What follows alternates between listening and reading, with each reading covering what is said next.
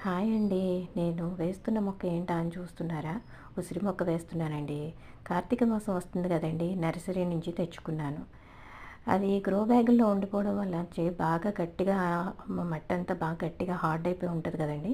దాన్ని కొంచెం తీసి బాగా మట్టి అది లూజ్ చేసి నీట్‌గా లూజ్ చేసుకొని వేసుకుంటే వేర్లయ్యి బాగా పెరగడానికి అవకాశం ఉంటదండి.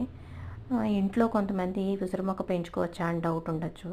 ఉసిరి మొక్క ఇంట్లో ఇదివరకు పూర్వం పెరట్లో అది వేసుకునేవారండి. ఇప్పుడు మనకంత పెరట్లు అంత పెద్ద మట్టి నేల లేకపోవడం వల్ల కుండీల్లో కూడా పెంచుకోవచ్చు చక్కగాను. కుండీల్లో పెంచుకొని డైలీ పూజ చేసుకోవచ్చు. కార్తీక మాసంలో కూడా విష్ణువు స్వరూపంగా పూజ చేసుకోవచ్చండి. నేను ఈ మొక్కని తూర్పు వైపు పెట్టుకున్నానండి. పూర్వం పెద్దవాళ్ళు తూర్పు తిరిగి దండం పెట్టు అనేవారు ఏమైనా అంటే. అలా ఎటకారంగా అన్నా అది నిజమేనండి. దానికి ఒక అర్థం ఉంటుంది.